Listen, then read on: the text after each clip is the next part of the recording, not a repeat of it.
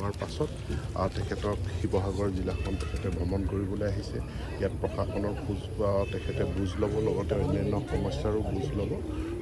গতিকে মই guardian minister হিচাপে দিনটো তেখেতৰ লগত থাকি ইয়াৰ বান পৰিস্থিতি তেখেতক যিখন জনজাতীয় পৰিক্ৰমা বিভাগৰ তেওঁ যিহেতু মন্ত্ৰী, যিখন জনজাতি গাঁও চৰাইদেউ মৈদাম সন্দৰ্ভত কিবা আলোচনা হৈছে নেকি? যিহেতু চৰাইদেউ জিলাত থাকিব নে শিৱসাগৰ জিলাত থাকিব, এনেকুৱা ধৰণৰ কোনোবা ডিলিমিটেশ্যনৰ ওপৰত কোনখন জিলাত সন্নিৱিষ্ট থাকিব ঐতিহাসিক ডিলিমিটেশ্যনটো হৈ গ'ল। ডিলিমিটেশ্যনত আমি হাত দিব নোৱাৰোঁ।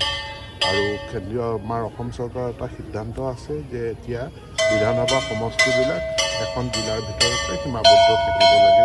টাৰ্মিনাছ এটা বিধানসভা সমষ্টি 2খন জিলা হ'লে ৰাইজৰ বহুতখিনি অসুবিধা হয়।